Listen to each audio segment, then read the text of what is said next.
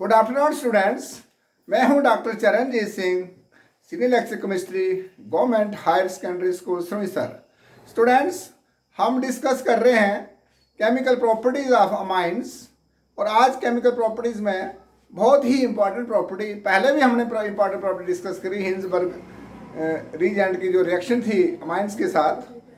आज ऐसी ही दूसरी रिएक्शन एक आ रही है, उसका नाम है कार्बाइल अमाइन रिएक्शन। यानी कि कार्बाइल अमाइन रिएक्शन जो है इतनी इंपॉर्टेंट है कि शायद ही कोई पेपर हो जेई मेंस का, नीट का, बिट सेट का या जेके बोस का या सीबीएसई का पेपर 1 नंबर का हो चाहे 2 नंबर का हो, लेकिन कुछ ना कुछ इसमें से पूछा ही जाता है। मुझे लगता है कि हर पेपर में कुछ ना कुछ तो इसका पूछा ही जाता है। तो आप खुद ही सोचिए कि कितनी इंपॉर्टेंट रिएक्शन होगी ये।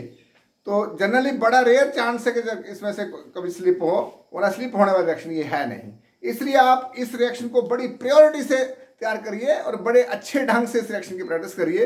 रिएक्शन है क्या?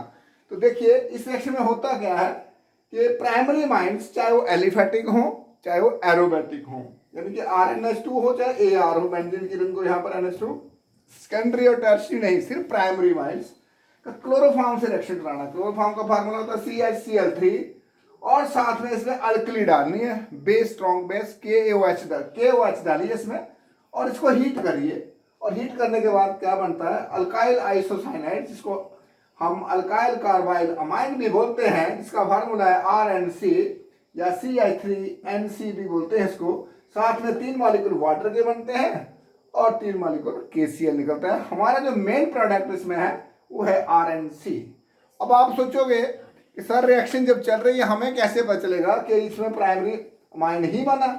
प्राइमरी अमाइन की एक ही पहचान होती है, जब लेबोरेटरी में सेक्शन को किया जाता है तो वहाँ से बड़ी फोल स्मेल आती है, बहुत ही गंदी स्मेल। इस स्मेल को, इस पर क्वेश्चन भी कई बार आए हुए हैं, इसको बोलते हैं नास-ईटिंग स्मेल।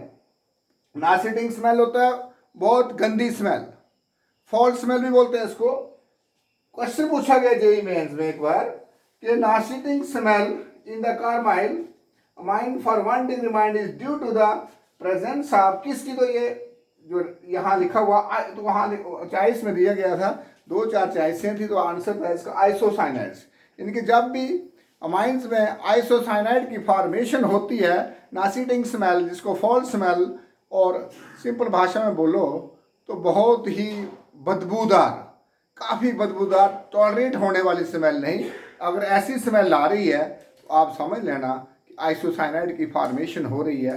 तो ये 1 डिग्री अमाइन, चाहे वो एनालिन लीजिए आप, चाहे वो आप मिथाइल अमाइन लीजिए, इथाइल अमाइन लीजिए, 2 डिग्री और 3 डिग्री में ये रिएक्शन नहीं होती है। तो बच्चों, अब बात आती है कि इसका मैकेनिज्म क्या है।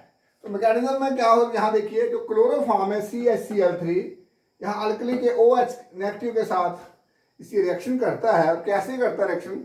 यहाँ से क्लोरोफॉर्म का H रिमूव हो जाता है तो बनता है वाटर, और बाकी बचा CCl3।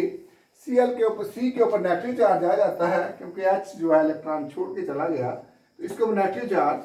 बाद में होता क्या है, यहाँ से एक Cl रिमूव हो जाता है और आगे जो बनता है C के ऊपर 2 इलेक्ट्रॉन और Cl की 2 बाड है, उनके ऊपर 2-2, जिनके 2 बाड पेयर, एक लोन पेयर, टोटल 6 इलेक्ट्रॉन बनते हैं। और ये जो चीज़ बनती है जिसके ऊपर नेगेटिव चार्ज है, जिसके ऊपर 2 इलेक्ट्रॉन, इलेक्ट्रॉन डेफिशिएंट स्पीशीज बनती है।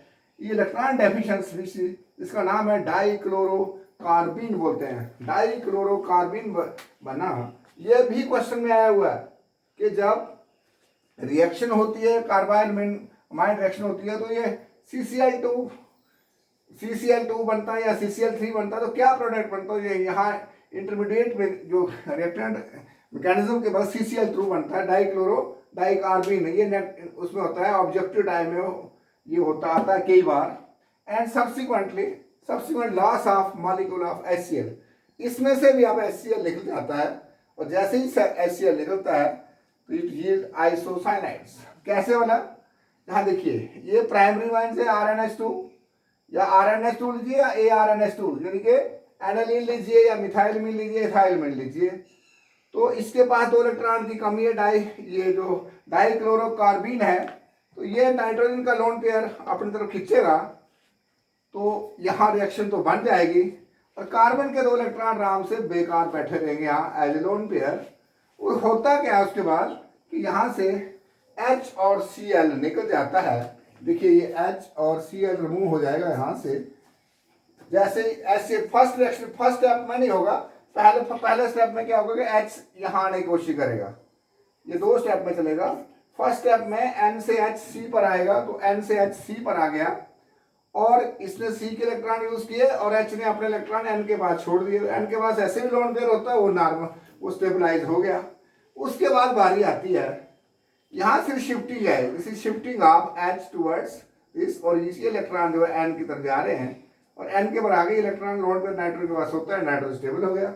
अब क्या होता है H और Cl यहाँ से रिमूव होता है और जैसे HCl होता है 1 इलेक्ट्रॉन इसका और 1 इलेक्ट्रॉन इसका, तो यहाँ डबल बॉन्ड बन जाता है। यहाँ देखिए डबल बॉन्ड, और डबल बॉन्ड बढ़ना RNC हमने बनाया था उसकी तरफ बढ़ गए हम, और उसके बाद यहाँ से H और Cl बड़े आराम से रिमूव हो जाएगा दूसरे स्टेप में।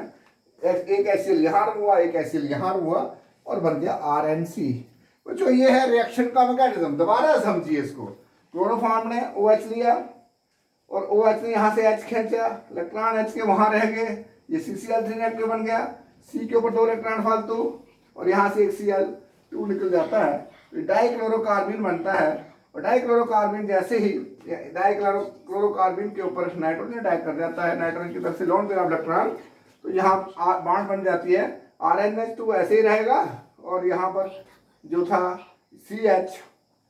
CH2 यहाँ पर, तो ये बन जाता है आगे Cl आ जाते हैं यहाँ पर। ये CH नहीं है बच्चों, यहाँ ये L है, दिस इज L, यहाँ L है, ये एरर हुआ था। तो RNH2 है, CCl2 है ये वाला, तो ये CCl2 आया, बन गया RNH2 CCl2, तो RNH और उसके बाद ये CHCl RN CHCl, और एक स्टेप में यहाँ से HCl जाता है, दूसरे में HCl यहाँ से जाता है, तो आगे जाकर जो प्रोडक्ट बनता है वो बनता है RNC। अब secondary and tertiary ions do not respond to this test. This test is thus used to distinguish primary ions from secondary and tertiary ions. तो इस टेस्ट को यूज किया जाता है प्राइमरी और सेकेंडरी और टर्शियरी आयन में टेस्ट नहीं होता है। इसको मतलब सेकेंडरी आयंस के साथ रिएक्शन करेंगे, सेकेंडरी आयंस के साथ हम क्लोरोफॉर्म के OH डालेंगे तो कुछ नहीं होगा, टर्शियरी में डालेंगे तब भी कुछ नहीं होगा, तो प्राइमरी में डालेंगे तो फॉल स्मेल आएगी। तो इसका मतलब आप समझना कि प्राइमरी आयंस का ये फर्क है बाकियों से। तो कई बार आता है distinguish 1 degree 2 degree 3 degree mine, जब ऐसा आए तो एक देना आपने हिंसबर्ग टेस्ट और दूसरा देना कार्बाइलमाइन रिएक्शन। इसमें भी आप 3 टेस्ट पूछे हो, तो एक ये दे दीजिए आप। उसके बाद बच्चों क्या होता है, यहाँ देखिए, यहाँ अगर हम ऐसे करें कि जैसे ये रिएक्शन मैंने ऊपर RNH2, तो आप यहाँ ले लीजिए CCH5NC एरोमेटिक माइन लिया, यहाँ क्लोरोफॉर्म लिया, पोटेशियम हाइड्रोक्साइड CCH5NC 3KCl और वाटर बना, ये फिनाइल आइसोसाइन बना, ये मिथाइल आइसोसाइन बना, तो ये मिथाइल और ये अल्काइल, ये जनरल रिएक्शन है।